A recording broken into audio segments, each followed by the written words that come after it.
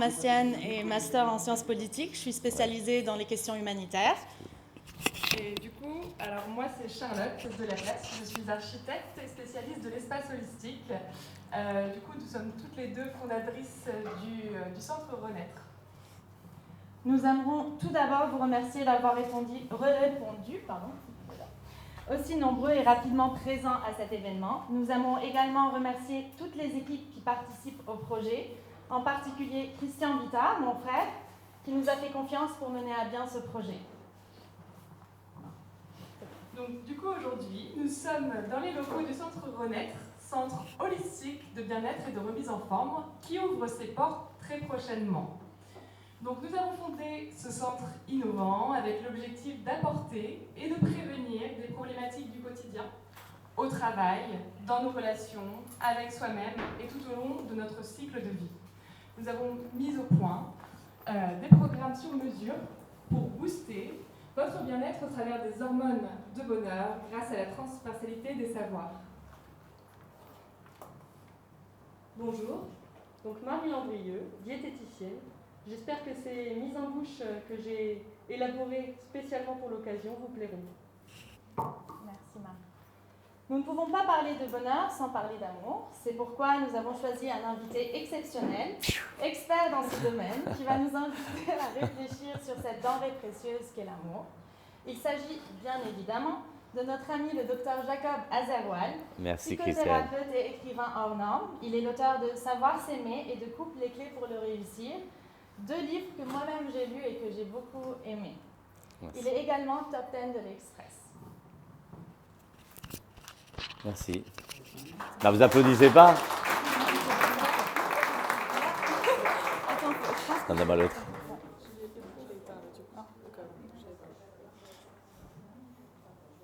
Si tu veux interagir avec quelqu'un, on peut faire ça. Alors, juste...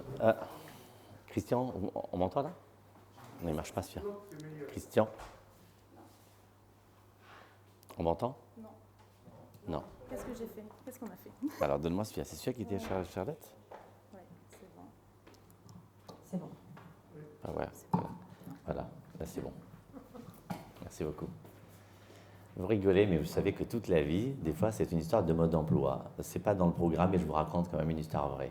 Quand j'étais étudiant, première fois que j'ai acheté une machine à laver, que j'ai activé la machine à laver, vous me demandez, vous êtes venu ici pour que je vous parle de machine à laver. C'est vrai, c'est authentique. Première fois que je l'ai utilisée, les habits sont sortis rouges, orange, vert, bleu, toutes les couleurs. J'avais acheté la machine à laver chez un copain, j'appelle, je lui dis, écoute, c'est vraiment pas sympa de ta part, là, tu m'as roulé. Il me dit, non, Jacob, calme-toi. Qu'est-ce qui se passe?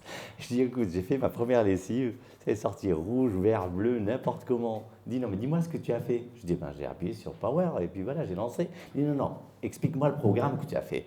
Je lui dis, pour que ça se nettoie bien, j'ai mis 90 degrés. Il m'a dit, mais tu plaisantes ou quoi? Et tu as trié ton linge? Je lui dis, non. Il m'a dit, non, premièrement, déjà, on trie le foncé et le clair, et ensuite tu mets 30-40 degrés maximum, tu ne mets pas 90 degrés. Et il a raison, parce qu'à partir de là, effectivement, quand j'ai fait comme ce qu'il m'a dit, il n'y a jamais eu de problème. Alors vous vous demandez, qu'est-ce que je suis en train de vous parler ici de machine à laver? Mais je vous assure, c'est authentique. Ça s'appelle le mode d'emploi. Le mode d'emploi, ça veut dire que des fois, la personne, elle est bien, mais si tu ne sais pas l'utiliser, c'est comme notre propre vie, si on ne sait pas l'utiliser comme il faut, on passe à côté, et c'est pareil, quand on passe à côté, même c'est l'inverse, c'est-à-dire c'est pas un non-sens, on peut même aller dans le contresens. Je vais raconter une histoire simple, et vous allez voir jusqu'à quel point est-ce que je vais changer un petit détail de rien du tout, et ça change tout. Et je vous assure, je ne vous mens pas, je suis psy de couple depuis plus de 20 ans au jour d'aujourd'hui, et je peux vous dire qu'entre un couple qui vit l'enfer et un couple qui vit quasiment le paradis, il n'y a pas beaucoup de différence. Idem, un dépressif qui passe à un état meilleur, il n'y a pas beaucoup de différence. Je vais changer un petit truc de rien du tout. Je vais raconter une histoire pour moi qui est hautement symbolique. Mais après, je vous raconte les autres anecdotes. L'histoire est la suivante. Alors, juste avant de me lancer, quand même, je dis un mot sur Renaître, quand même. Juste, rappelle-moi, l'enfer et le paradis. Quelqu'un doit me suivre à chaque fois pour me dire où est-ce que je me suis arrêté, parce que je passe mon temps à ouvrir des parenthèses. Par rapport à Renaître, je voudrais juste vous raconter une anecdote authentique. en août 2020. J'ai un problème de réseau. J'appelle Free. 12 minutes d'attente, au bout de laquelle, il y a une nana qui répond. Oui. Je dis voilà, j'ai un problème de réseau. Elle me dit, est-ce que vous avez éteint et rallumé? Je lui dis, elle se fout de ma gueule, ma parole. J'attends 12 minutes et c'est toujours le sempiternel conseil, éteindre, rallumer. Je dis non, comme un idiot. Elle me dit, ben faites-le.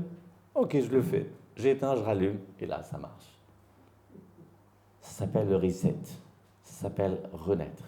Renaître, ça veut dire être capable de se donner de temps en temps des nouveaux départs pour revoir la vie de manière différente et pour se revoir soi-même différemment. Et pourquoi pas, vous savez, c'est comme cette pièce, peut-être qu'avant les travaux, c'était un truc moche, peut-être. Ok? Eh ben, il suffit de penser à mettre du rose pâle, du rose pastel, et puis hop, ça donne un truc complètement différent. Ça s'appelle renaître. Mesdames, vous avez l'avantage de pouvoir vous teindre les cheveux une fois blonde, une fois brune, une fois court, une fois la frange, etc., etc. Ça s'appelle renaître, de se rebooster, d'être capable de temps en temps de se donner des nouveaux départs. Et ça, c'est extrêmement intéressant. Mais peut-être qu'on aura l'occasion de développer beaucoup plus ce concept de renaître. Il faut toujours renaître. Et pour moi, appelez-le Dieu si vous êtes croyant, mais en tout cas la nature, si elle a fait le jour et la nuit, c'est justement pour nous permettre tous les matins d'initialiser un nouveau jour, de redémarrer sur quelque chose, sur une nouvelle base. Ne soyez jamais dans une répétition, soyez toujours dans un renouvellement de la répétition. C'est-à-dire tous les matins, le soleil se lève, tous les soirs, le soleil se couche, donc c'est une journée, mais ce que vous allez mettre dans cette journée, c'est à vous que cela appartient. C'est à vous que cela appartient de donner un renouveau. L'histoire de l'enfer et du paradis. On ne parle pas dans les rangs, madame. Sinon, vous devriez écrire 10 fois « Je dois aimer mon prochain comme moi-même ». L'enfer et le paradis. Il y a un élève, il est en train de marcher avec son maître. Il lui dit, maître, c'est quoi l'enfer et c'est quoi le paradis? Il dit, mon fils, l'enfer, c'est une table dressée, 3 personnes, 3 bols de soupe, une soupe délicieuse. Chacun, il a une cuillère. Mais il y a un problème. Le manche de la cuillère, il mesure un demi-mètre. Et essayez d'imaginer, et la main de chaque personne est fixée au bout du manche de la cuillère. Alors, je ne sais pas si vous arrivez à imaginer la scène. Donc, la cuillère, elle fait un demi-mètre. Donc, en fait, quand il veut boire la soupe, il ne peut pas boire la soupe. Donc, c'est quoi l'enfer? C'est pas qu'on ne leur donne pas à manger. C'est pas qu'on leur donne un... Non, non, je ne parle pas de votre bouffe. Votre bouffe, elle est délicieuse, ne t'inquiète pas. C'est pas qu'on leur donne pas à manger ou qu'on leur donne quelque chose de mauvais. On leur donne quelque chose de bon, mais ils sont dans la capacité de manger. Je vous dis le paradis. Le paradis, une table dressée, 3 bols de soupe, 3 personnes, 3 personnes. Toujours la même histoire avec la cuillère. Mais moi, je donne à mon voisin et mon voisin me donne. C'est quoi le paradis? C'est au-delà d'avoir le plaisir de manger quelque chose de bon qui m'est offert, j'ai le plaisir d'offrir. Donc là, c'est une histoire connue. Et là intervient Jacob, le commentaire. Question. Pourquoi ceux qui sont en enfer n'ont pas pensé à cette solution? Il dit, mais c'est facile. S'ils sont en enfer, c'est que c'est des égoïstes. Et ils sont tellement égoïstes. Vous savez, il y a des gens, ils sont omnibulés par leurs problèmes. C'est me, I and myself, mais ils sont envahis par leurs problèmes. D'ailleurs, Dieu préserve, il y a des pères comme ça, que toute leur vie, les enfants, ils ne peuvent jamais avoir de problème parce que le père a tellement de problèmes qu'il n'y a pas de place pour l'autre. Ils sont omnibulés par leurs problèmes. J'ai des problèmes. Tu as des problèmes, tout le monde a des problèmes. De temps en temps, justement, ce que j'explique dans un tout autre contexte, la compassion, c'est quoi? C'est être capable de mettre ses problèmes de côté pour écouter ceux de l'autre. Et donc, je disais que ceux-là qui sont en enfer, ils sont tellement noyés par leurs problèmes qu'ils ne sont pas capables de voir qu'il y avait quelqu'un d'autre à côté. Maintenant, à supposer qu'ils ont remarqué qu'il y avait quelqu'un d'autre, ils se disent, attends. S'il est en enfer, c'est que c'est un magouilleur. Donc, si moi je lui donne à manger, qui me dit qu'il va me donner à manger? Oh, si je dois crever, qu'il crève aussi. Au paradis. Au paradis, ce n'est pas un deal. Ce n'est pas moi, je dis à mon voisin, je te donne à manger, tu me donnes à manger. Par définition, au paradis, la personne pense à l'autre avant de penser à elle-même. Donc du coup, j'ai vu que mon voisin avait faim et qu'il n'était pas bien avant de voir ma propre faim. Donc je lui ai donné à manger. Et lui, puisqu'il est au paradis, réfléchit exactement de la même manière. Donc effectivement, il me donne à manger. Et donc de là, en fait, vous avez compris déjà que j'ai exactement la même situation. Vous avez repéré, hein, c'est l'enfer, le paradis. j'ai changé un petit détail, et en changeant un petit détail, je passe de l'enfer au paradis. Et croyez surtout pas que c'est de la théorie. Je vous assure qu'entre passe-moi le plat et chérie, passe-moi le plat, je vous assure, ça change tout. Vous changez 3 fois rien, eh ben, même parce que ce que je répète souvent, c'est que la réalité et l'impression de la réalité, ce que l'autre va retenir, c'est l'impression de la réalité plus que la réalité. N'oubliez jamais ça. Un accueil, par exemple, quand on vous accueille mal, eh ben, notamment, par exemple, vous allez dans un hôtel, on vous a mal accueilli, la chambre, elle va vous paraître petite, ça va vous paraître bruyant, le petit déjeuner va vous paraître insuffisant, la salle de bain va vous paraître sale. Quand on vous a accueilli, comme les bitards savent accueillir, eh ben, la chambre, elle peut être petite, elle va vous paraître grande, c'est pas vrai, hein. Le café, il était froid, il va vous paraître chaud, le petit déj était insuffisant, mais il va vous paraître suffisant, tout paraît bien, c'est l'impression. Et donc c'est cela qui est important, le soir, quand madame rentre, quand monsieur rentre, ou même par rapport à vous-même, comment est-ce que vous vous occupez de vous-même, c'est l'impression qu'on donne à l'autre, mais l'impression qu'on se donne même à soi-même. Ça vous semble de la théorie? Je vais vous raconter une histoire vraie qui s'est passée quand j'étais en 3e, 4e année de médecine. J'avais un ami à moi qui était chef de clinique à Casablanca. Il m'a dit, Jacob, viens passer des vacances. En tant que tu passes les vacances, tu vas faire un stage. Je lui ai dit, ah, l'idée, elle est bonne. C'est vrai, tu viens, tu passes, tu profites du soleil, et puis en même temps, tu apprends. C'est magnifique. Donc, je suis allé. Il m'a dit, qu'est-ce que tu veux apprendre en premier lieu? Je lui ai dit, moi, je veux apprendre, je me suis juré, quand je serai médecin, je veux absolument apprendre à faire des piqûres sans faire mal. Mais là, c'est facile. Il m'a dit, c'est quoi? Il y a une campagne de vaccination dans des bidonvilles, tu vas venir avec moi, tu vas t'entraîner. Ok. Donc il m'a expliqué, il m'a dit le plus simple, la fesse, non pas monsieur la fesse, hein, la fesse, tu divises en 4, 4 supérieurs externes, tu nettoies, tu purges le truc, tu y vas, fastoche. Ça me paraissait super facile. Première piqûre, le gosse, waouh, il crie, waouh. Deuxième piqûre, waouh, il crie. Je me dis, moi je croyais que les gens, entre guillemets, pauvres, ils étaient moins délicats que les riches, qu'ils étaient plus résistants, quoi. Troisième piqûre, le gosse encore il crie. Je me dis, non, il y a un problème. Je vais voir mon pote Richard. Je dis, Richard, je ne comprends pas très bien. Je fais ce que tu m'as dit, mais ils n'arrêtent pas de crier, c'est pas possible. Et je lui dis, et pourtant, j'y vais très doucement. Il me dit, comment ça tu vas doucement? Je lui dis, pour ne pas qu'ils aient mal, j'y vais doucement. Il me dit, mais non, c'est tout à fait le contraire que tu dois aller faire. Quand tu piques, tu dois piquer d'un seul coup. Parce que quand tu y vas doucement, plus tu y vas doucement, il se contracte, plus qu'il se contracte, plus toi tu forces, et plus tu forces, plus qu'il se contracte, etc. Et donc le pauvre, il monte au ciel. Et effectivement, par la suite, quand je fais d'un seul coup, ça passe sans aucun problème. Sérieusement, vous avez bien vu encore une fois. Alors déjà, regardez, là, soi-disant, le mec intelligent. Parce que, humblement, quand on fait médecine, en principe, quand on a réussi le concours, c'est que le mec, il a un cerveau. Je suis animé d'une bonne volonté, dans le sens où je veux apprendre à piquer sans faire mal.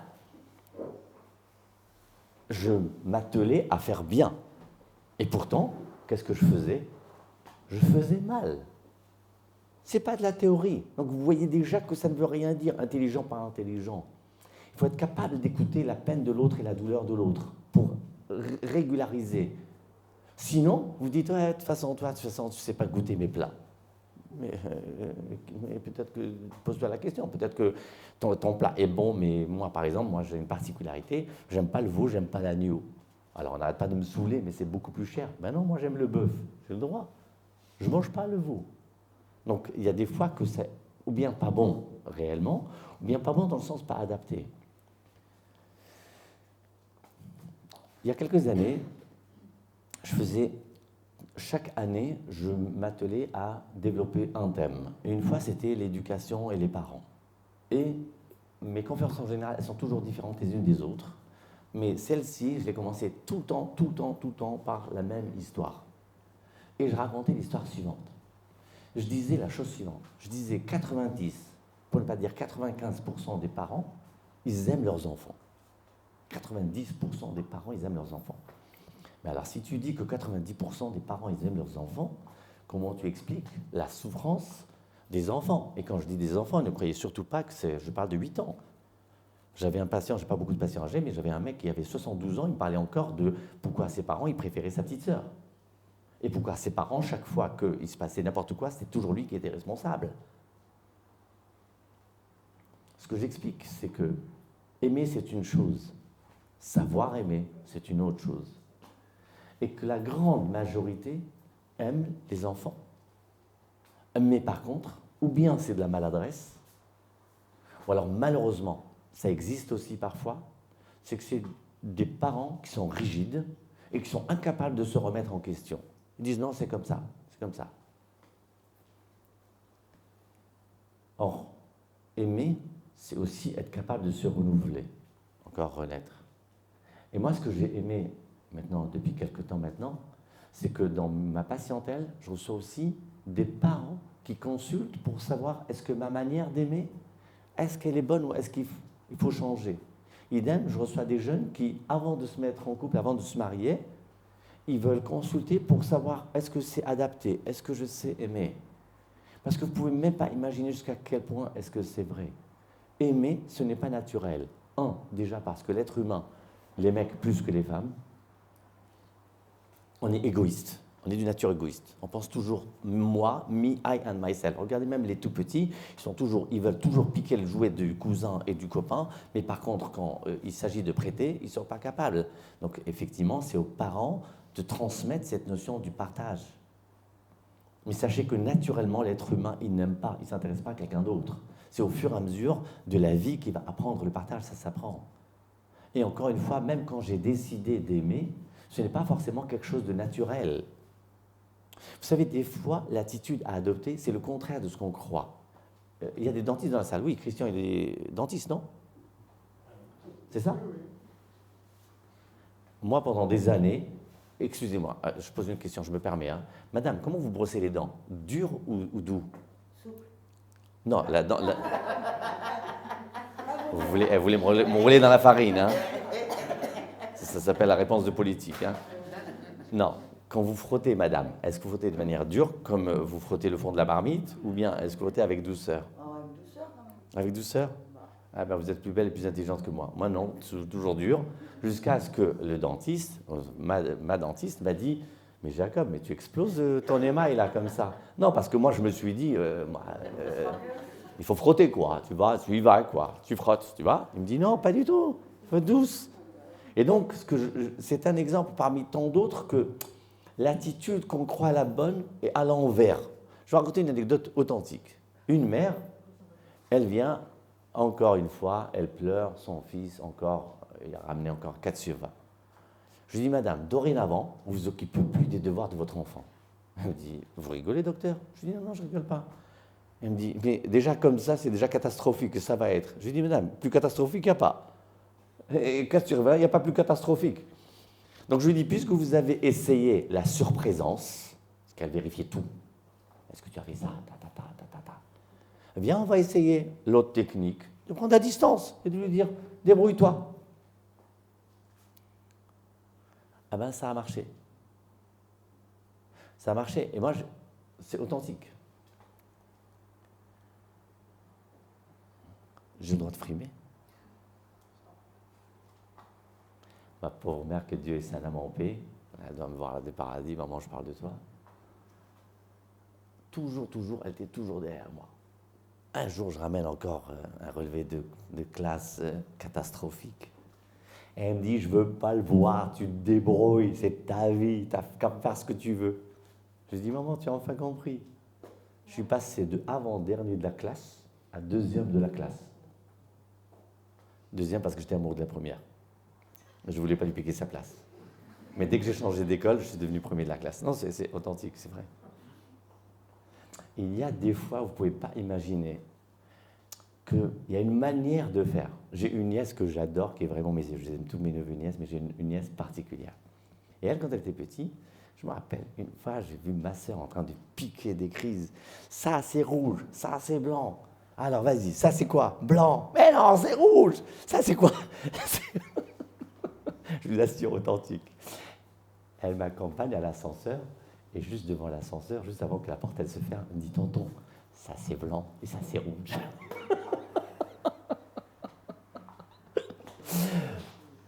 Vous ne pouvez pas imaginer. Le problème, il est que le verbe aimer, qu'est-ce que c'est aimer et comment transmettre? Moi, je ne suis pas un grand artiste, mais excusez-moi, d'ailleurs, mes nièces, quand elles étaient petites, elles me surnommaient le psychopathe. Non, pas parce que je suis psychopathe. Elles disaient, tonton, il est psy et il aime les pâtes. Donc, il est psychopathe. Et en fait, pendant des années, j'ai toujours cru que pour préparer des pâtes, il fallait être un grand artiste. Et en fait, un beau jour, je me suis dit, mais comment ça se passe, les pâtes? Et on m'a expliqué, en fait, si tu fais bouillir l'eau, et le truc, en fait, c'est de mettre de l'huile avec du sel, avant. Et ça fait des pâtes magnifiques. Tu mets juste de l'huile d'olive et magnifique. Ça s'appelle un petit truc de rien du tout. Vous savez, des fois, on change 3 fois rien. Et ce rien-là, il change tout. Et c'est ça qui est malheureux. C'est pas, là, pour le coup, ce n'est pas de la modestie. J'ai le droit d'être modeste? Là, ce n'est pas de la modestie de ma part. Mais ce qui est choquant, je vais vous le dire, ça fait maintenant un certain nombre d'années que je travaille. En couple, très peu de divorces. En suicide, merci mon Dieu, 0 suicide. En hospitalisation, 0 hospitalisation. En médicaments, je suis désolé pour les pharmaciens, très peu de médicaments, et quand je prescris, petite dose et petite durée. Et pourtant, je ne suis pas quelqu'un de... Je ne suis pas un génie, rien du tout. Mais une manière de faire. L'art de vivre, l'art d'aimer l'autre, mais l'art de s'aimer aussi. Qu'est-ce que c'est s'aimer? Je vais raconter 2 anecdotes. Je suis désolé parce que comme c'est notre première rencontre, donc je vais parler à la fois de l'amour de l'autre, de l'amour de soi, mais ce que je sais surtout de vous expliquer, c'est que le fameux petit truc de rien du tout qui change tout. Qui change tout, c'est comme dans le look. Dans le look, quand on apprend à s'habiller, et qu'on n'est pas obligé de s'habiller sur ton. Je ne vais pas m'habiller entièrement tout en rouge ou un truc comme ça. Ou le coup des chaussures beige, par exemple, quand on a compris les trucs beige avec la petite ceinture beige. C'est 3 fois rien. Au niveau du look, madame, par exemple, j'ai beaucoup aimé. Madame, je ne suis pas un faillot, ne vous inquiétez pas. Le coup du foulard, c'est rien. Un petit foulard là comme ça. Pardon. Ça, il marche? Le coup du foulard, un petit foulard comme ça fait chic. Vous comprenez ce que je veux dire? Même chose. Quand vous servez à table, une nappe, c'est 3 fois rien. C'est 3 fois rien. Moi, j'avais une patiente, elle devait passer une audition chez un grand cuisinier, un grand chef. Je lui dis, alors, qu'est-ce qu'il vous a demandé? Vous savez ce qu'il lui a demandé? Faites-moi un sandwich. Je lui dis, allez. Elle me dit, vous plaisantez? Mais le sandwich, c'est simple, mais c'est un art. Quel sandwich tu vas faire? Quel truc? 3 fois rien. Mais encore une fois, le petit rien qui va changer le tout. Les petits cornichons, la petite sauce piquante, la petite moutarde, la petite mayonnaise, etc. Qu'est-ce que tu vas mettre dedans? 3 fois rien. Mais ce rien, il fait le tout. Et je vous assure que pour être bien avec l'autre et bien avec soi-même, c'est la même histoire. Mais je vais vous raconter 2 anecdotes qui m'ont vraiment choqué. Est-ce que vous connaissez la chanson « L'amour est enfant de bohème qui n'a jamais connu de loi ». C'est qui? Qui a fait cette chanson? Et pourtant, tu m'as dit que c'était des gens cultivés. Hein. Tu m'as dit, Jacob, je t'ai invité à la High Society. Hein. Monsieur Bittard, vous l'avez chanté au moins une fois à votre femme, quand même.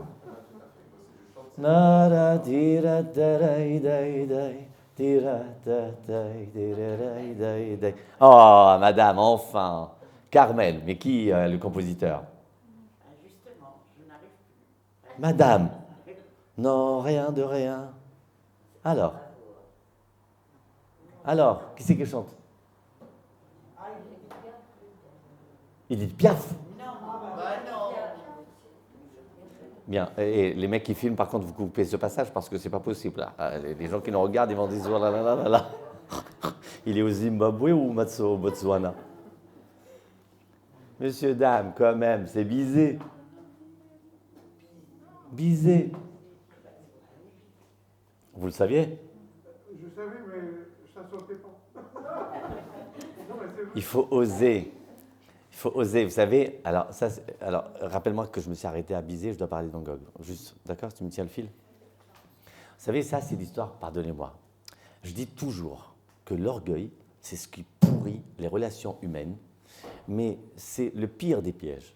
Parce que quelqu'un qui est orgueilleux, notamment dans l'amour, il prend tellement de place qu'il n'y a pas de place pour l'autre. Vous savez, par exemple, dans un lit, un mec qui est égocentrique, même un lit de 4 mètres de large, il dort en oblique, donc la nana, elle dort sur le bord.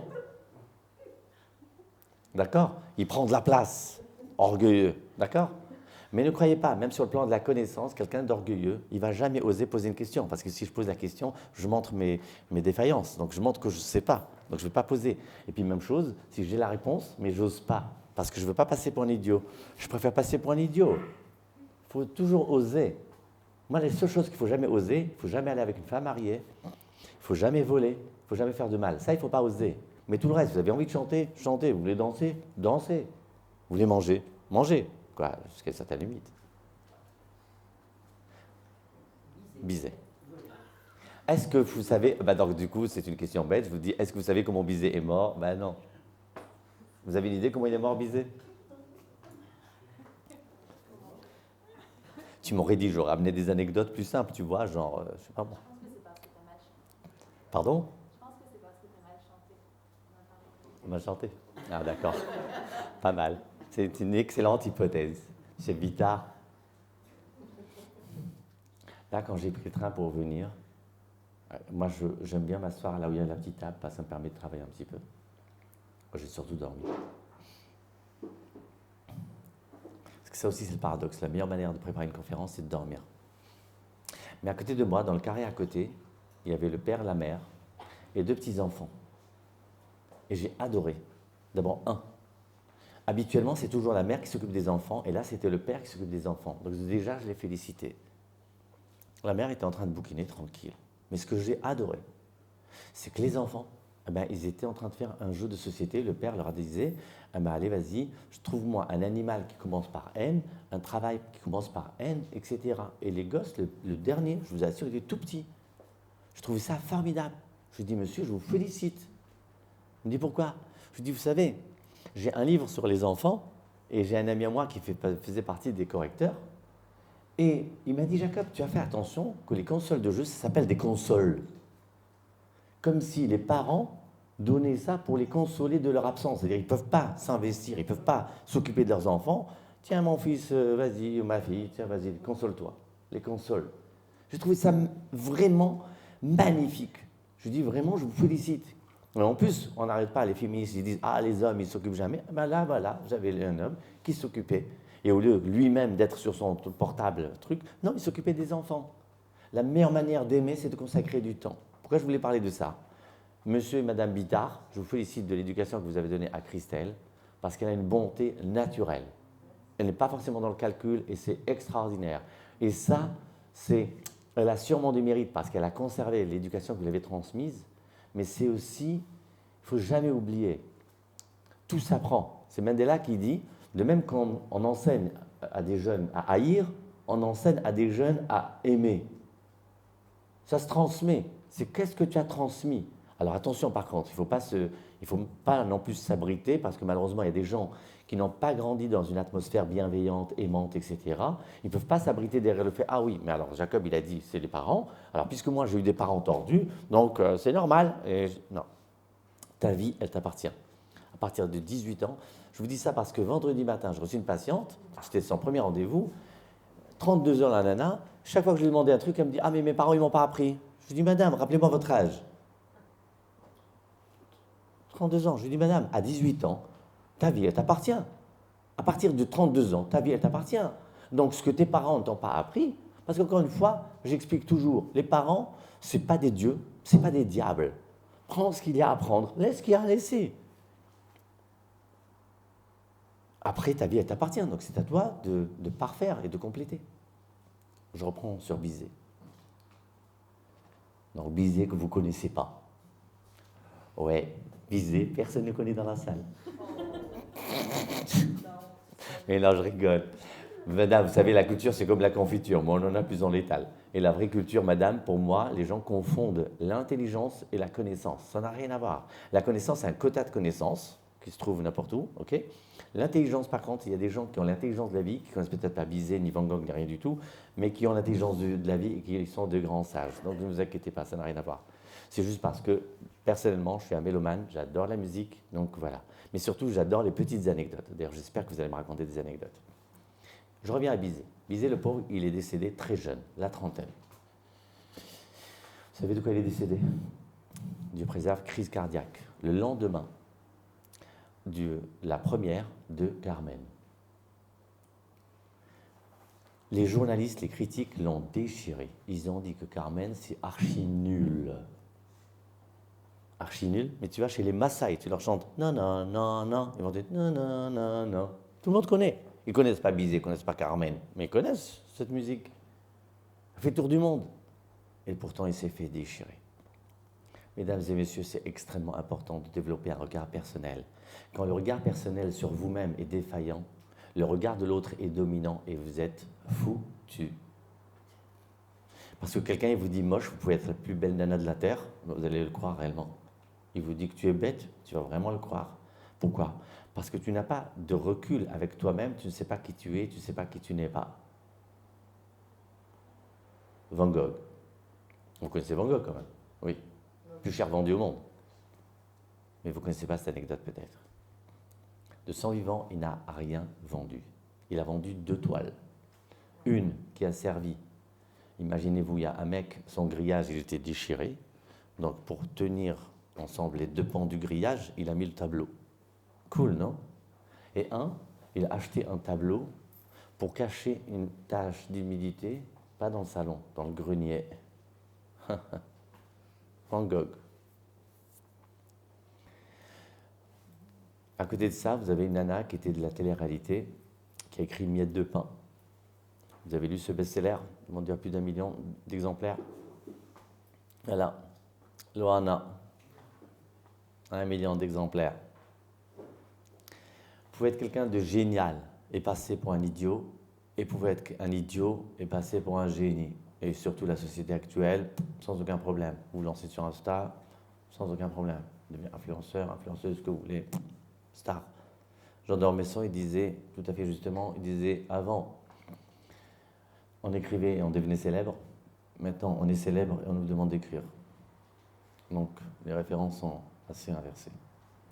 Par rapport à l'estime de soi, je voudrais vous raconter 2 anecdotes. Après, je voudrais bien avoir à recueillir un peu vos avis un peu sur qu'est-ce que c'est aimer, quels sont vos secrets d'amour de soi et de l'amour de l'autre. C'est une histoire vraie que je vais vous raconter. J'avais reçu un patient qui était en dépression. Et un jour, dans la séance, il m'a surpris parce qu'il a commencé à me dire qu'il se sent complètement inutile. Et j'ai compris que j'avais intérêt à lui apporter une réponse maintenant, sinon c'était fichu. Et à ce moment-là, m'est remonté en surface un souvenir d'enfant quand j'étais petit. Et je lui ai dit, je vais raconter une histoire. Vous avez compris que je raconte beaucoup d'histoires. La vie, elle est ce qu'elle est, et je vous assure. Vous savez, il y a un principe qui dit, lorsque l'élève est prêt, le maître apparaît. Le maître apparaît, ce n'est pas forcément un maître physique. La vie est pleine de leçons. Il faut juste savoir les regarder. Des fois, vous êtes dans la rue, vous êtes dans le train, vous regardez des choses. Si vous êtes disposé à les voir, vous allez les voir. Sinon, vous allez passer à côté. Mais la vie, en elle-même, c'est un très très beau livre. De quoi je parlais? C'est toi qui es supposé me suivre avant d'ouvrir. Non, patient dépressif. Il y a une histoire qui m'a remonté, s'il te plaît, Christophe. Il y a une histoire qui m'a remonté de l'enfance. Je lui dis, vous savez, quand on était tout petit, je me rappelle d'une histoire. Je vais vous la raconter. Je lui dis, avec les cousins, on était en vacances quelque part, dans une région du Maroc. Et mes cousins, ils m'ont dit, Jacob, viens, on va grimper la montagne. Moi, j'étais encore tout petit, vraiment. On va grimper la montagne. Alors, on a grimpé. Et moi, je ne sais pas comment je me suis débrouillé, j'étais le premier. Là. Quand je me suis retourné, en fait, ils n'étaient plus là, tout le monde est déjà parti. J'ai pris peur, et donc je décide de descendre. Et en fait, le flanc de la montagne est tellement abrupt qu'en fait, moi, allez, brr, hamar, Anne, au lieu de descendre comme je suis monté, c'est-à-dire à 4 pattes comme ça, j'ai décidé de descendre de manière frontale, en marchant. Mais en fait, je ne sais pas si vous comprenez, quand vous marchez, en fait, vous ne pouvez pas marcher. Vous vous retrouvez en train de courir. Et en fait, donc, je me retrouve poussé par une vitesse comme ça. Et en fait, je me rends compte qu'en fait, il y avait juste un petit chemin, et il y avait une falaise avec des gros rocs.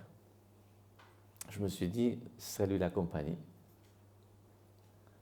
Mais sur le chemin, je n'étais pas complètement stupide, sur le chemin, il y avait une pierre. Je me dis, tiens, je vais me servir de cette pierre comme frein, parce que je n'arrive pas à m'arrêter. Donc, j'ai pris la pierre comme frein, je suis tombé sur tout mon corps, ok ? Je me suis les genoux en sang, les mains en sang, mais merci mon Dieu, je suis vivant, je vous raconte cette histoire. Le patient, il me regarde, il se demande de quoi il me raconte, Pierre, les vacances, il ne comprend rien, le pauvre, il veut se suicider, et l'autre lui raconte des histoires. Je dis, monsieur, venez, on va donner la parole à cette pierre. Si cette pierre pouvait parler, qu'est-ce qu'elle va dire, cette pierre ? Elle était en pleine cambrousse, en dépression chronique. Pourquoi ? Elle dit parce que pendant qu'il y a des pierres qui servent à de la construction, il y a des pierres qui servent à des sculptures, il y a des pierres qui servent comme pied de table, qui servent à quelque chose. Moi, je suis en pleine cambrousse, je ne sers à rien, je suis complètement inutile. Pire que ça, je viens de faire tomber un petit enfant, le pauvre garde le gosse, il est tombé, et à cause de moi, il a du sang et tout. Donc non pas que je ne sers à rien, mais en plus, je fais du mal. Parce que ce n'est pas cette pierre, c'est qu'elle m'a sauvé la vie. Je lui dis, monsieur, il y a des fois, on sait à quoi on sert. Mais il y a des fois, on ne sait pas à quoi on sert. Mais ce que je peux vous certifier, c'est que chacun de nous, chaque animal, moi je suis un passionné de toutes les émissions animalières, etc. Les animaux, mais c'est impressionnant, chaque animal, son sens, son utilité, c'est extraordinaire. Et je vais raconter une histoire vraie qui s'est passée pour vous expliquer la fonction de quelqu'un dont on n'est pas forcément conscient. Je ne vais pas vous plomber l'ambiance, hein, parce que là, je vais vous parler encore d'une nana qui était suicidaire, mais par contre, la bonne nouvelle, c'est que personne ne s'est suicidé, merci mon Dieu. J'avais une patiente, pardon. Ah pardon, donc on est regardé, donc une patiente, excusez-moi. Donc une patiente en dépression, elle vient une première séance, deuxième séance, elle vient, elle me dit, docteur Azerwal, vous savez que vous avez failli perdre une patiente. Moi, je pensais que ça voulait dire qu'elle allait voir quelqu'un. Elle me dit, non, qu'elle allait... Je lui dis, pourquoi vous avez changé d'avis ? Elle m'a dit, je suis allé faire les courses au Monoprix, le caissier m'a fait rire, eh bien, je me suis dit, si tu es encore capable de rire, on fera ça une autre fois. Je me suis dit, regarde ce caissier, est-ce qu'en faisant rire cette cliente, il savait ce qu'il était en train de faire ? Vous savez, des fois, on n'est pas conscient que quand on blesse quelqu'un, peut-être qu'on a affaire à quelqu'un de très vulnérable, et à ce moment-là, paf, on est en train de le casser. Vous savez, c'est comme une chaise, quand elle est fragile, le dernier qui monte dessus, il explose. On ne peut pas savoir. Mais idem à l'envers aussi.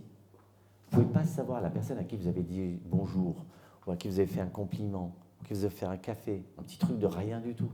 Vous pensez que vous avez fait une petite action. C'est vrai que c'est une petite action. Mais comme dirait l'autre, un petit pas pour l'homme, un grand pas pour l'humanité. C'est ça, c'était ? Des fois, une petite action, elle peut être extraordinaire. Encore une histoire. Le tabouret. Le tabouret, je raconte l'histoire suivante. Je dis, vous recevez des amis à dîner, la table elle est bien pleine, il n'y a plus de place. Qui c'est qui sonne et qui arrive sans avertir ? La belle-mère. Khaled. Il n'y a pas de place. Alors, il n'y a pas de place, il n'y a que des fauteuils. Si tu veux un fauteuil, ça ne va pas rentrer. La seule chose qui peut rentrer, c'est un tabouret. Et là, vous allez chercher le fameux tabouret qui est là-bas dans le grenier, que tu as méprisé, que tu as complètement oublié. Attention, ne donnez surtout pas le tabouret à votre belle-mère. Hein. Non, donnez-lui votre chaise et vous prenez le tabouret. Mais ce tabouret vous a sauvé la vie. Ce tabouret, il vous a dit, tu vois, toute l'année tu me méprises, je t'ai sauvé la vie. Hein. Sans moi, ta belle-mère... Allez, encore une anecdote. Vous n'êtes pas trop fatigué, ça va ? Ça va ? C'est bon ? Allez, encore une anecdote. Une anecdote et après je vais vous interroger. Interro écrite. Alors, je suis d'origine marocaine et il y a un animal qui est très très célèbre au Maroc. tout cas, c'est un des mots qu'on prononce le plus dans la journée, c'est Ahmar. Ahmar, c'est âne. Toute la journée, vous entendrez tout le temps Ahmar, Ahmar, Ahmar, Ahmar. C'est l'âne. C'est un mot. Au Maroc, vous avez le droit de circuler sans moteur, mais par contre, il faut un klaxon. Parce que ça klaxonne tout le temps. Et dans les mots, il faut connaître le mot Ahmar. Sinon, vous êtes vous-même un Ahmar. Donc, c'est l'âne. Ben, imaginez-vous que pendant très longtemps, maintenant récemment, c'est plus le cas, il y a un endroit que si vous voulez vous y rendre, dans le sud marocain, le meilleur des 4x4, vous ne pouvez pas. Chameau, vous ne pouvez pas. Cheval, vous ne pouvez pas. La seule manière d'y aller, à dos d'âne. Alors là, le jour là-bas, quand tu veux y aller, il te dit, alors toute l'année tu me traites de hamar, eh bien maintenant tu as besoin de moi. Quand j'étais petit, la mère de la copine de mon frère, elle me disait, mais toi Jacob, tu t'aimes beaucoup, hein? Je dis, non, c'est pas que je m'aime beaucoup, je ne me prends pas pour un beau gosse. De toute façon, j'étais beau gosse en plus. Je dis, je ne m'aime pas parce que je suis beau, je ne m'aime pas parce que je suis intelligent, je m'aime. Et je ne peux pas dire un mot vulgaire, non, il faut couper ça par contre. Je vous emmerde. Tu t'aimes, tu as le droit de t'aimer autant que tu veux. Qui c'est qui va t'interdire ça? Et les gens, ils sont en train de faire des spéculations. Pourquoi tu veux que je m'aime et je ne m'aime pas? Tu décides. Tu te lèves un matin, tu dis je m'aime, point barre. Ah, mais je ne suis pas beau. Mais qui t'a dit que tu n'es pas beau? Je dis, est-ce que vous avez déjà assisté à un suicide collectif des singes? Tous les singes, ils doivent se dire, mais oh là là, je suis un singe. Et alors, ils se sont suicidés, paf, je suis un singe. Non. Tu t'aimes, tu décides de t'aimer. J'aimerais savoir, si vous deviez définir le verbe aimer, qu'est-ce que vous donneriez comme définition, mais surtout, qu'est-ce que vous donneriez comme définition prioritaire?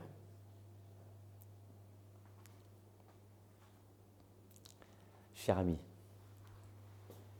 je vais raconter d'ailleurs une histoire par rapport à être enceinte, que Dieu vous garde. On sait déjà, c'est une zaza ou c'est un zizi?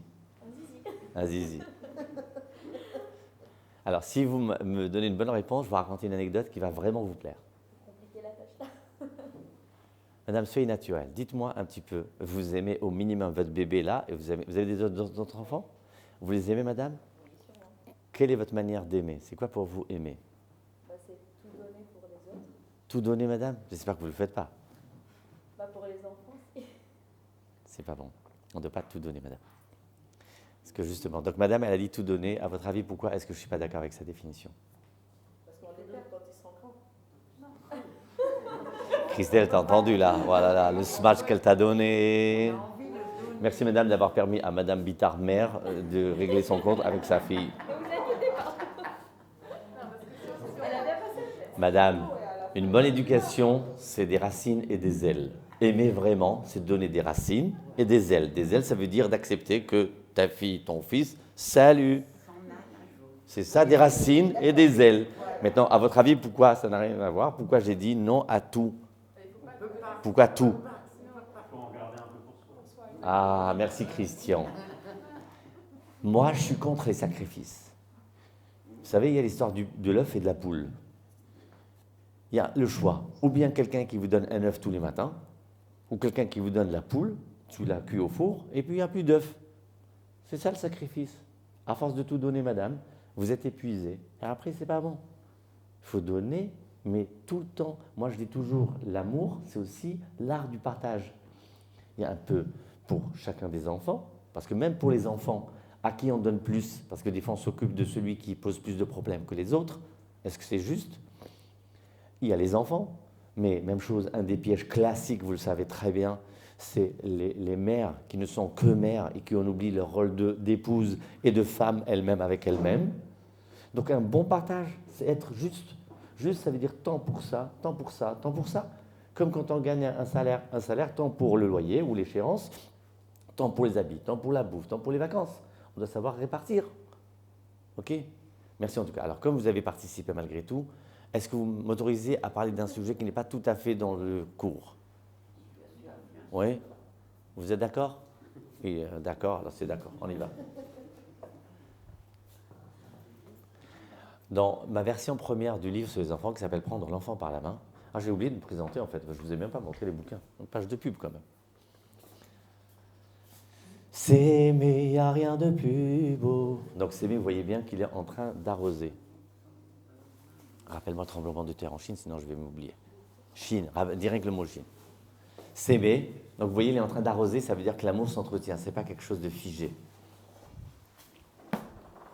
Couple, les clés pour réussir, comme elle l'a dit Christelle, top 10 de l'Express, merci.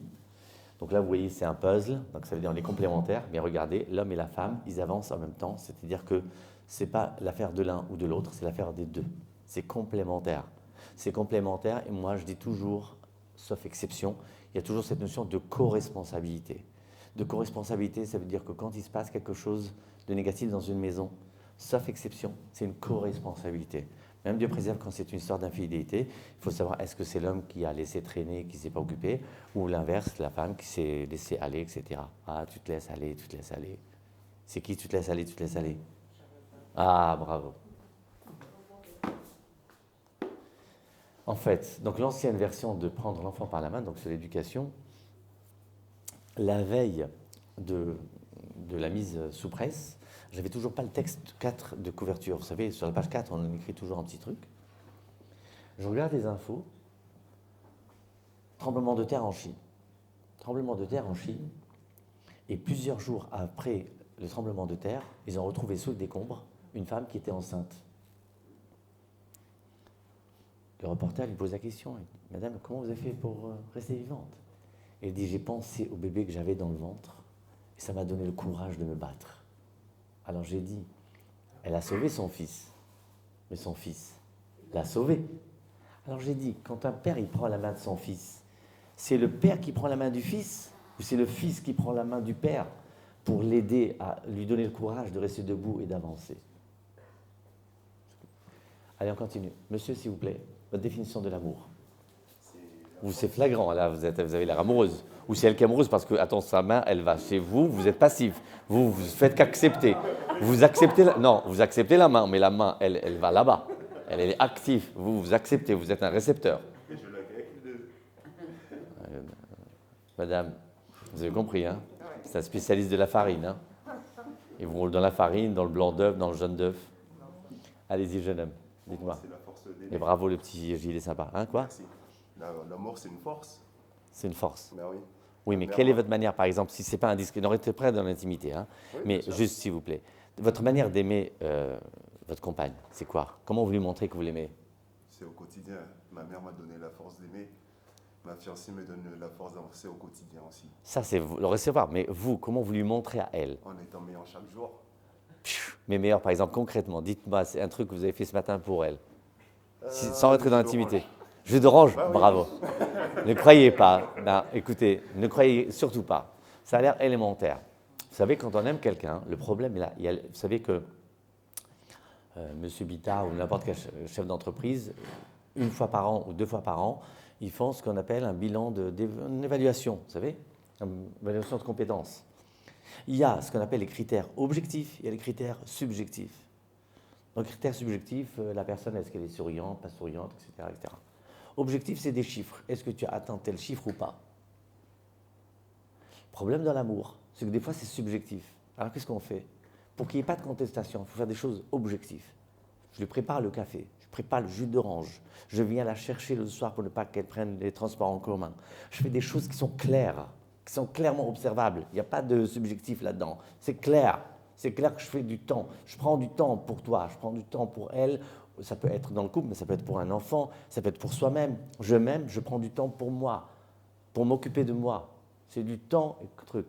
Bravo. Monsieur Bittard, je ne vais pas vous manquer. Est-ce que vous aimez madame? Vous êtes prêts à écouter les réponses? Attention. Alors, pardon, avec votre permission, juste une petite blague, s'il vous plaît. Il y avait une bande de copains, ils ont dit de toute façon, tous les mecs, ils ont peur de leur femme. Je dis, il dit, écoute, tu vas voir, viens, on va faire un test. Tous ceux qui ont peur de leur femme, ils se mettent à droite. Ceux qui n'ont pas peur, ils se mettent à gauche.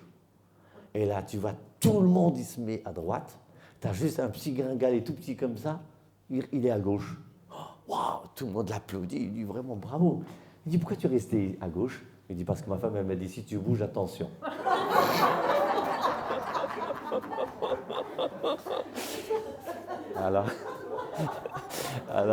Alors, Monsieur Bittard, attention ce soir. Alors, est-ce que, d'abord, oui, non, abstention, est-ce que vous aimez Madame Bittard? Est-ce que j'aime Madame Bittard? Oui. Bah, il n'y a pas d'arbre qui n'est pas heureuse et qui aime son environnement et ne donne pas des fruits. Ah bah oui, bah regardez, Christelle et Christian sont les fruits de notre amour. Donc, Waouh, hey, quel smash! Quel smash! Waouh, quel smash!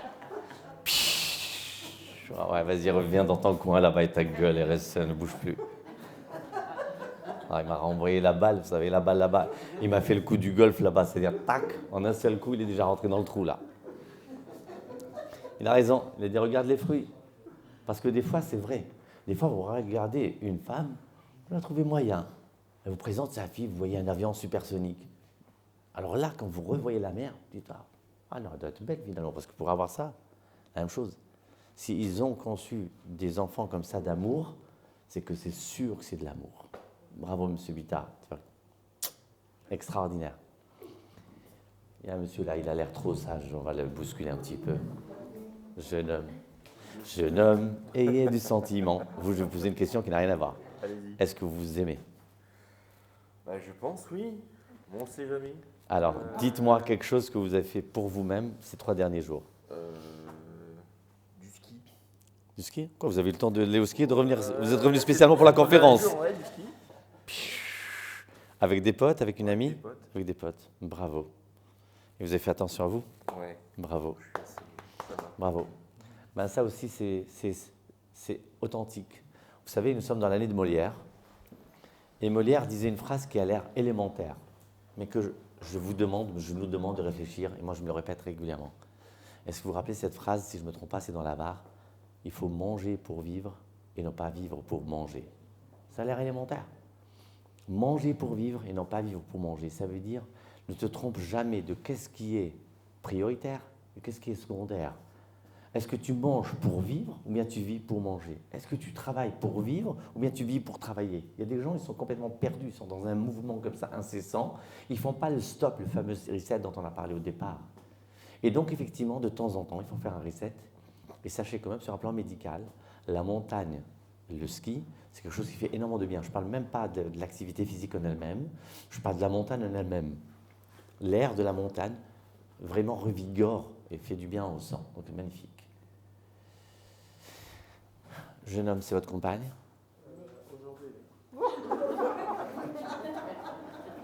Allô? Ça s'appelle un coq. Genre. Alors, méfiez-vous. Vous savez, moi, je viens du Maroc et au Maroc, j'ai appris une chose. Celui que vous croyez le chef, c'est pas le chef. Genre, il fait le coq, mais la nana derrière, c'est elle qui le dirige comme ça. Donc là, le mec, il est en train de rouler les mécaniques. Allô, c'est les pires. C'est les pires. Monsieur, vous m'autorisez à lui demander? Je te dis pas, il va se faire déchirer. Madame, dites-nous la vérité. Rien que la vérité. Vous aimez votre mec? Ah, j'adore. Pour quelle raison? Bien sûr, pourquoi? C'est tout pour moi. Il est riche, il est quoi? C'est loin de... Le goût de la vie, c'est Non. autre chose. Avec sa permission et sans rentrer dans l'intimité, est-ce que vous pouvez nous dire quelle est la chose qui vous fait vibrer chez lui et quelle est la chose qu'il a faite pour vous, qui vous a montré qu'il vous aime et que pour rien au monde vous avez envie de le lâcher? Récemment, c'est-à-dire vous pouvez aller jusqu'à 1 semaine, 2 semaines. C'est sans câlin, par exemple. Sans câlin. Je me sens, je suis trop fort. Waouh! Ah, donc, genre, il fait comme le chargeur, c'est-à-dire vous mettez le truc là, il vous fait le câlin, recharge batterie, vous avez 1 barre, 2 barres, 3 barres, 4 barres. Charge rapide. 4 barres pour ne pas qu'elle se barre. Allez, jeune homme, ayez du sentiment. Oui, je crois. Je ne vous ai pas encore posé la question. Attends que de savoir. À vous, je ne vais pas vous demander si vous aimez. Je ne vais pas vous demander si vous aimez votre femme. Je vais vous demander si vous aimez l'humanité. Dites-moi un petit truc sympa que vous avez fait ces derniers temps. Un truc que vous avez fait. Oui, est-ce que vous avez fait traverser un aveugle? Dites-moi ce que vous avez fait. Un truc sympa. Attention, pas plus d'une semaine. Pas plus d'une semaine. En tout cas, c'est l'accent du Liban. On sent l'odeur des cèdres du Liban, tu sais. J'ai soigné beaucoup de mamans avec leur bébé avec le Covid. Et je pense que j'ai contribué beaucoup en psychologie pour démystifier le Covid. Bravo, c'est-à-dire que vous les avez désangoissés? Oui. On a démystifié parce qu'ils sont terrorisés par le Covid. Donc je pense que ça peut contribuer à leur humanité. Vous êtes médecin de quelle spécialité vous êtes? Bravo. Alors s'il vous plaît, apprenez une chose. Malheureusement, une des choses les plus choquantes en médecine, c'est qu'on voit des médecins qui sont inhumains. C'est un grand paradoxe. C'est un grand paradoxe. Parce qu'un médecin, ce n'est pas un quota de connaissances. Un médecin se doit d'avoir un minimum d'empathie. Et au-delà de sa compétence stricte au niveau technique, il se doit d'avoir de l'humanité. Et monsieur, pardon, votre nom? Louaï. Louane? Louaï. Louaï. Monsieur Louaï, docteur Louaï, pardon. Au-delà de la compétence, qui est certaine, il y a cette manière, c'est vrai. Il y a, vous savez, c'est comme les enseignants. Les médecins, c'est comme les enseignants. Il y a des enseignants qui stressent, qui vous découragent et qui vous dégoûtent de l'école. Et il y a des médecins aussi qui vous angoissent. Alors qu'il y a d'autres que c'est le contraire. Ils vous rassurent. Et des fois encore, c'est ce que je disais au départ, un petit mot, une explication. Moi, j'avais connu, par exemple, dans mes études, une cardiologue qui, avant d'opérer un enfant, elle faisait un petit dessin. Elle lui dessine le cœur, elle explique chaque chose. Et manifestement, c'est ce qu'il fait. Excusez-moi, monsieur, vous m'avez donné la chair de poule. Merci beaucoup, en tout cas. Merci pour ce très, très beau témoignage. Montre-moi ton oncle. Mais c'est lui le chargeur. Et toi, la belle-sœur, tu vas te calmer, hein. Allô? Non, je vais remettre les choses au point. Lui, il a besoin du contact pour charger. Il y a des chargeurs à distance.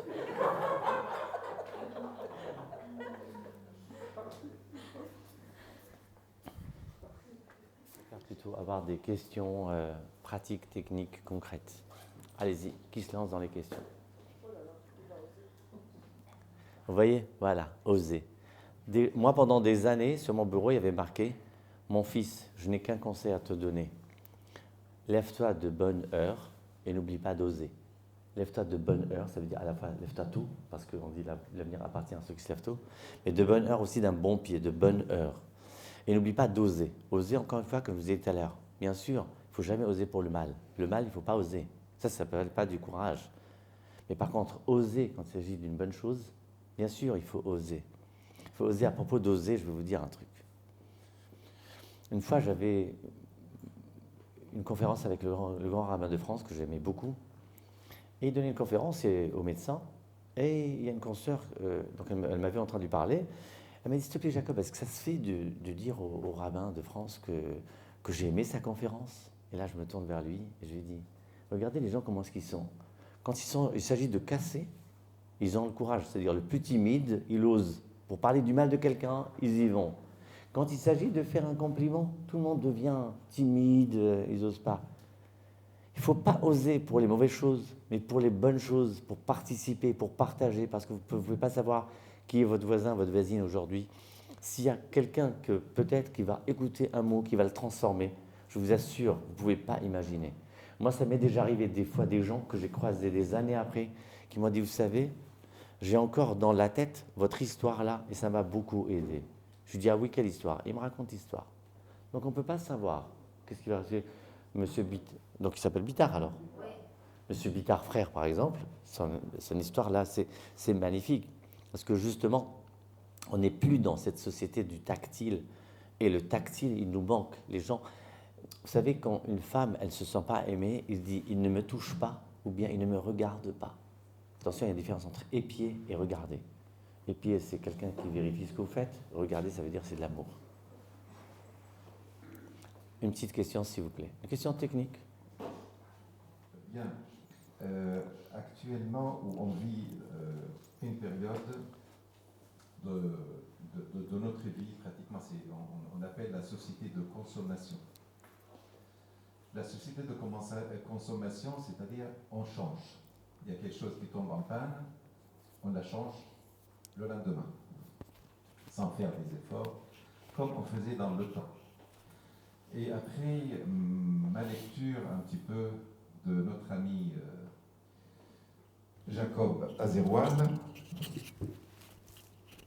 j'ai compris exactement que, et ce que vous avez confirmé au début de votre conférence, que vous n'avez pratiquement 2 couples par an qui se séparent parce que vous êtes un bon réparateur. Et je trouve que dans le temps, le grand réparateur de la société et surtout du couple, c'était la religion. Actuellement, malheureusement, on vit une période où la religion a cédé sa place pour autre chose. Des voix sporadiques, comme Jacob Azerwal, Fayez Bitar, Pascal Fradcourt, François Balthus, etc., souvent n'arrivent pas. Il faudrait créer un courant pour justement contre le courant actuellement, etc. Comment vous voyez l'avenir?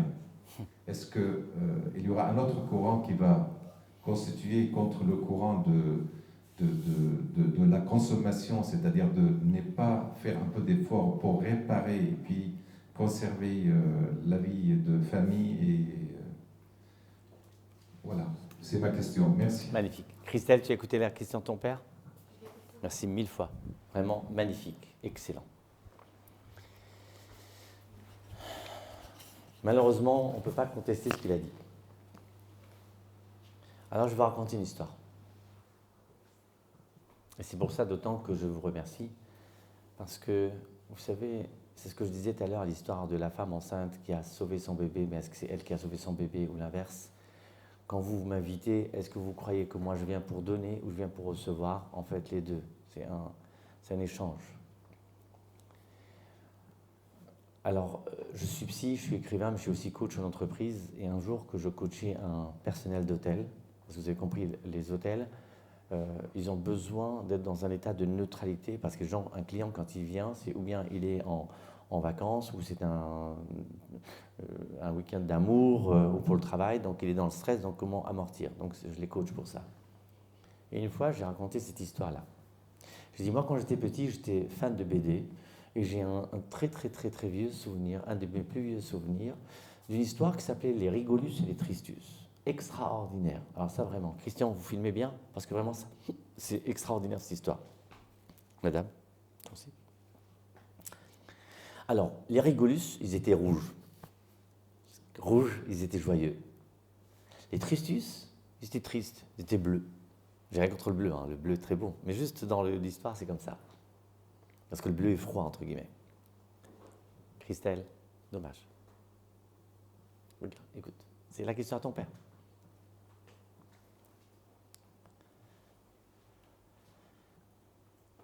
Alors, les Tristus, ils font tout pour... Donc le monde est divisé avec les Rigolus et les Tristus. Là où il y a des Tristus, le monde est bleu. Là où il y a des Rigolus, le monde est rouge.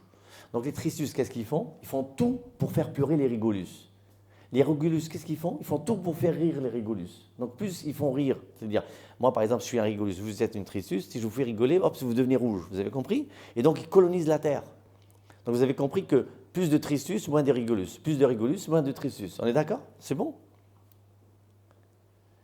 Et donc, mon cher ami, je suis 1000 fois d'accord avec vous, cher confrère, que malheureusement, c'est vrai, que là, actuellement, plus on va et plus on est en train de déshumaniser la société. C'est une réalité. Et sachez que moi, j'ai autre chose à faire que d'écrire des livres ou faire des conférences ou quoi que ce soit. Et moi, humblement, vous savez, c'est comme la fonction de l'allumette dans l'obscurité. Une petite allumette, ben, ça éclaire ce que ça peut éclairer. Mais vous voyez que je ne suis pas le seul. Je vous entends, vous, votre sensibilité, j'entends la sensibilité de votre frère, j'entends les gens voilà, monsieur, madame, etc. Il y a encore. Et le problème, il est que, justement, les gens, il y a quelques années, quand il y a eu le tsunami, tout le monde s'est réveillé. Waouh, le tsunami! Moi, j'étais en train de rigoler. J'ai dit, ok, c'est vrai que c'est grave le tsunami. Mais je dis, mais moi, au quotidien, je vois ce que c'est le tsunami. Le tsunami que moi, je vis, quand je vois la dislocation familiale de couple, etc., les dépressions, les suicides, etc., c'est beaucoup plus grave pour moi que le tsunami. Le tsunami, dans un seul jour, ils ont ramassé je ne sais pas combien de trucs. Même chose plus récemment. Notre-Dame, ok, d'accord, c'est vrai, c'est un truc religieux, ce que vous voulez. Mais il faut juste savoir qu'en 2 jours, ils ont ramassé 2 milliards. 2 milliards, vous savez combien je peux nourrir de pauvres avec 2 milliards? Ok, d'accord, c'est très important, mais dis-moi, qu'est-ce qui est important? Une église ou un truc là? Ou des pauvres qui sont en train de crever la faim et que jamais vous donnez? Donc c'est vrai. Alors idem, même chose quand il y a le Covid. Moi je me suis dit, super, les gens vont se réveiller. Ils vont se dire, tiens, peut-être qu'on doit repenser sa vie, qu'on doit repenser ses priorités, qu'est-ce qui est important? Est-ce que c'est toujours la consommation, la Tesla, etc. Je ne sais pas si vous vous rappelez, à un moment, c'est rigolo d'ailleurs, parce que tu avais une Tesla, tu avais une Cadillac, une Buick, ou ce que tu avais envie, elle était au garage, on ne pouvait pas prendre la voiture, puisqu'on n'avait pas le droit de sortir plus de 500 mètres. J'ai dit, ben voilà, ton matériel là-bas, tu peux te le cacher. Hein. C'est revenir à des notions fondamentales. Mon très cher ami, qu'importe si nous sommes 100 ou 1000 sur 7 milliards, le plus important, c'est que on nous dit toujours il faut préserver le panda, etc. C'est sûr, moi aussi j'aime les animaux, il faut les préserver. Mais moi c'est le contraire. Moi je dis, c'est pas le contraire, mais je dis il faut préserver une race qui est en véritable voie de disparition, c'est l'humain qui est dans les humains. Parce que nous sommes en train réellement, l'histoire des masques, mon directeur d'édition, mon patron d'édition, Guy Trédaniel, il m'a dit, Jacob, vous ne trouvez pas qu'avec les masques, on a des allures de robots? Je lui dis, mais vous avez raison, parce que ce qui caractérise l'humain, c'est cette beauté du visage. Vous avez 1000 fois raison. Mais nous, chacun doit faire son travail. Qu'on n'y arrive ou pas, ce n'est pas notre problème. Mais en tout cas, nous, on doit diffuser. Moi, quand j'écris des livres d'amour ou quand je fais mes conférences, moi, tout à l'heure en voiture, elle m'a demandé, mais c'est quoi tes conférences en général? Je dis, toujours l'amour. Alors l'amour décliné différemment. Il y a l'amour de soi, l'amour des autres, le pardon, la colère, tout. Mais c'est toujours autour de l'amour. Pourquoi? Parce que je suis le premier à dire que si la Lune, elle tourne autour de la Terre, c'est parce qu'elle est amoureuse de la Terre. Et si la Terre, elle tourne autour du Soleil, c'est parce qu'elle est amoureuse du Soleil. Comme l'a dit monsieur, comment vous vous appelez?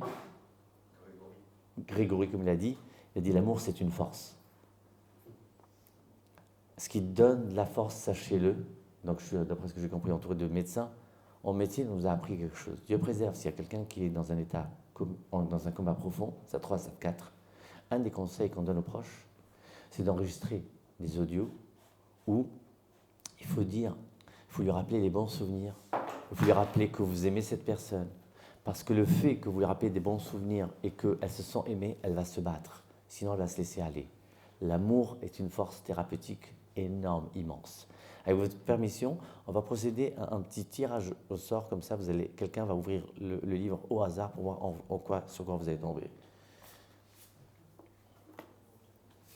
Madame Bittard, à vous. Allez, on va rigoler. Chargeur à distance. Allez. Voilà. Allez-y, vous lisez. À la question pourquoi les anges montaient et descendaient. Waouh, sur quoi elle est tombée. Magnifique. Comment? Je continue? D'accord. Mais Faut comparer le Jacob d'en bas et le Jacob d'en haut. En effet, selon le Talmud, chacun de nous possède son souci. Allez, je vais raconter ça. Merci 1000 fois. Superbe. C'est qui paye, lui ou... Il n'y a pas de différence entre Le ministre des Finances. Il n'y a pas de différence, hein? Alors, humblement, est-ce que ça, pour le coup, sans prétention, ce que j'essaye, moi j'adore les voyages, j'adore les cultures. Et donc, je suis multiréférentiel. Dans le même bouquin, par exemple, là je cite le roi du Maroc, Sa Majesté Hassan II, je cite le Talmud, je cite Théodore Monod, je cite mon prof de français qui était un pasteur protestant. Je pique, là où je peux piquer, je pique. Tout ce qui est bon à prendre, je prends. Et il y a une histoire, évidemment, que j'adore, que je rapporte du Talmud, qui est le rêve de Jacob. Dans la Bible, c'est marqué qu'à un moment, Jacob va dormir, il va s'endormir, et il voit un rêve avec une échelle, avec des anges qui montent et qui descendent. Ça va, vous êtes là? Et tous les commentateurs posent la question, c'est quoi cette histoire d'anges qui montent et qui descendent? Écoutez, l'explication, elle est sublimissime, magnifique.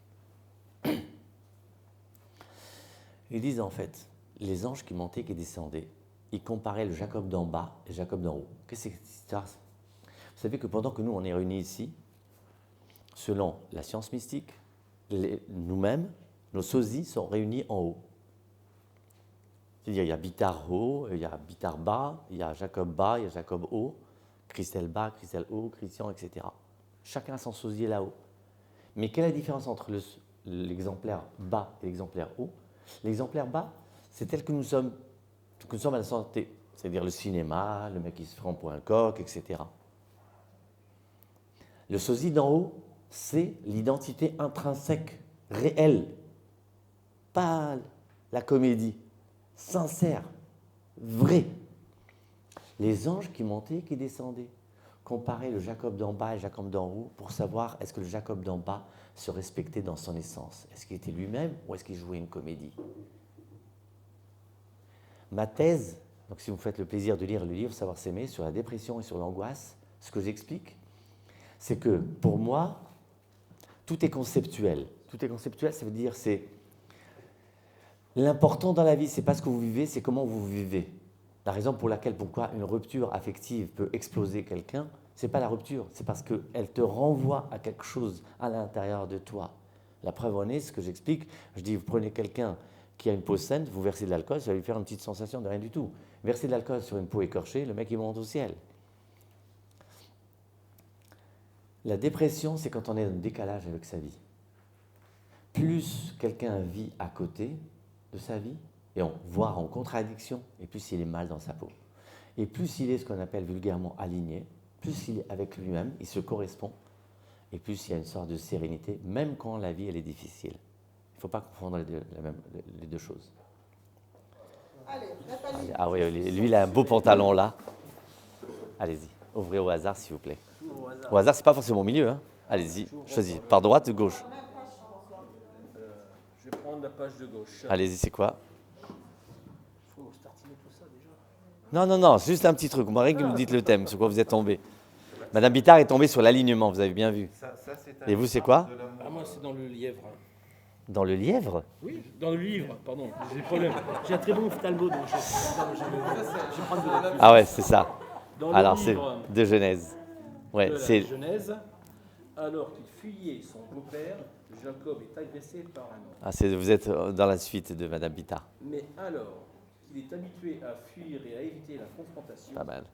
cette fois, il décide de faire face à son adversaire et de se battre, plutôt que de se tourner le dos. Finalement, il réussit et bien plus qu'une simple victoire, s'opère en lui un changement révolutionnaire et défini. Il a pris conscience de sa force. De plus, il s'agissait de l'ange du doute, vaincre le doute est le chemin qui mène droit à la joie et à la sérénité ultime.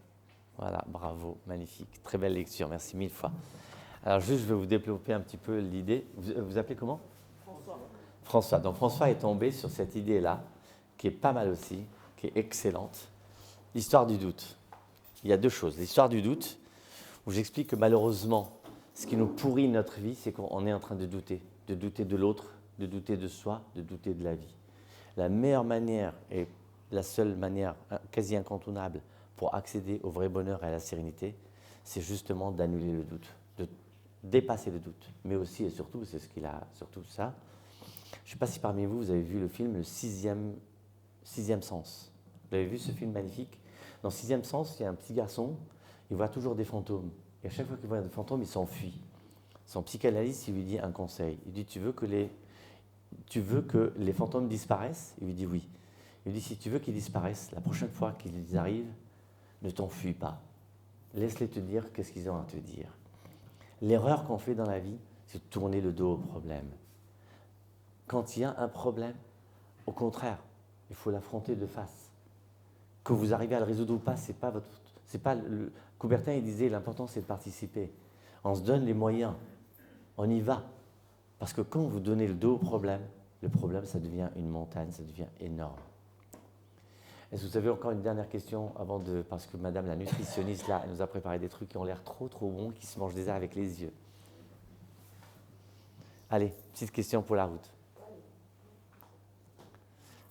François, qui est pour vous la femme à côté? Sa femme. C'est votre femme? Alors, c'est une histoire très compliquée. Ah, Allez. allongez-vous.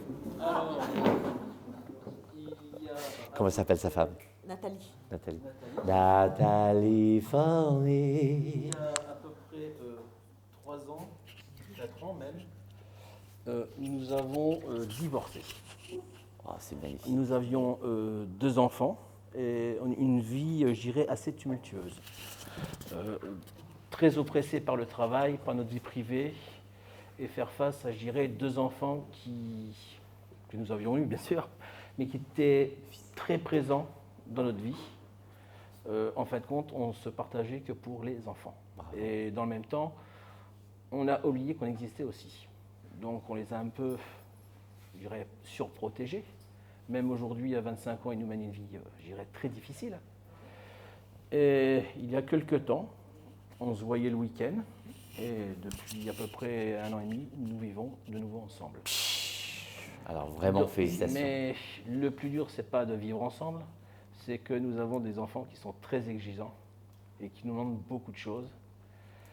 Et il y a des moments, on sature, et c'est justement le problème qui était à l'origine, c'est les enfants. Puisque comme vous disiez tout à l'heure, à 18 ans, on s'ensume. Nous en avons un qui a 24 ans et constamment un besoin de ses parents. Et pas que ça, parce que madame aussi, quand elle a dit que moi je donne tout, je dis surtout pas, il ne faut pas donner oui. tout, il faut savoir partager. Ben, Et en tout cas, bravo d'avoir eu le courage de, même divorcer, de réapprendre, de se remettre ensemble, de se réapprendre, parce que même pour les enfants, c'est une très très belle leçon de montrer que, vous savez, moi, quand j'étais petit, je jouais aux échecs. Heureusement, ça demande beaucoup de temps, donc je joue moins. Mais ce que j'avais adoré dans les jeux d'échecs, c'est échec, ça ne veut pas dire échec et mat. Ça veut dire que tant que ce n'est pas échec et mat, la vie continue. Donc ça veut dire perdre une bataille, ce n'est pas perdre la guerre. Donc voilà, vous êtes séparés, vous êtes remis ensemble. Je trouve vraiment que ça demande du courage et de l'imagination. Nous avons plein de Par projets contre, ensemble aujourd'hui. Alors magnifique, la seule chose par contre, effectivement, c'est d'apprendre à être juste. Juste, c'est quoi? C'est que les enfants aimer oui, mais pas, encore une fois, aimer dans le sens où il faut apprendre à contenir. À contenir, ça veut dire établir un cadre où chacun, c'est comme, je sais pas, moi, je sais par exemple, moi j'avais des amis à moi qui sont dans le prêt-à-porter de luxe, et le père avait cette intelligence, il avait 3 fils, à chacun il a donné une fonction qui était délimitée. Et dès l'instant que le partage est bien fait, eh ben, ça se passe bien. Il faut un partage, mais surtout de délimiter chacun, de dire voilà toi, voilà toi, voilà toi. Mais bravo, vraiment c'est une très très très belle leçon d'amour, bravo. Moi j'aime beaucoup les gens qui, tout à l'heure on a parlé de renaître, de ressusciter, de se relancer, de se rebooster, de se réinitialiser et de se donner des chances dans la vie et de... Vraiment, bravo. Et d'ailleurs, je vous conseille un film magnifique qui s'appelle Famille récomposée, mais pas par rapport à Famille récomposée. Est-ce que parmi vous dans la salle, il y en a qui l'ont vu? Personne n'a vu ce film? Je vous le conseille vivement, c'est un film absolument magnifique, mais magnifique. D'abord, il y a des paysages magnifiques, mais surtout dans ce film, donc lui, que Dieu préserve, il est veuf, elle est divorcée. Mais en fait, une des leçons dans le film, c'est qu'on voit que lui et elle, qui sont uniquement dans leur fonction de parents, et ils en ont oublié leur être, leur essence. Or, il faut toujours penser à son essence. Donner, c'est bien, mais aussi, il faut donner aussi à soi. Donner à l'autre, c'est bien, mais donner à soi, voilà. Il y a des livres pour ceux qui veulent, avec une petite dédicace, avec plaisir. Il y a Savoir s'aimer et Couple, les clés pour réussir, avec 1000 plaisirs. Merci 1000 fois. Mais les gens qui ne me connaissent pas, j'ai beaucoup de défauts, mais je n'ai pas celui d'hypocrisie. C'était un réel moment agréable d'être avec vous. Et je remercie vraiment la famille Bittard de nous accueillir, mais surtout de nous avoir donné l'opportunité de parler d'amour, parce que ceux qui sont là ont assisté, mais ça a été plus ou moins diffusé, partagé. Et c'est important, comme l'a dit Dr Bittard, c'est de diffuser des messages de réconciliation avec l'autre, mais avec soi. Et parce que le problème, il est que tout ce qui va avec les tristus va aussi avec les rigolus. C'est-à-dire, plus il y aura de divorce, plus il y aura de divorce, mais moins il y aura de divorce et moins il y aura de divorce. C'est-à-dire quoi? C'est-à-dire que quand on voit des gens se réconcilier, les copains, ils se disent, s'ils se sont réconciliés, peut-être que nous aussi, on peut aussi se réconcilier. Mais l'inverse aussi. quand ils voient les gens divorcer, ils se disent, ben, si eux qui s'aimaient, ils ont divorcé, alors nous aussi, on doit divorcer, quoi. Vous comprenez? Donc, c'est aussi un exemple. Donc, c'est une belle leçon. Et je remercie mille fois François et Nathalie pour votre témoignage. Et merci vraiment à tous et à toutes, bien sûr, pour votre présence et votre collaboration, votre participation. Merci mille fois. Vous étiez vraiment absolument géniaux. Merci mille fois.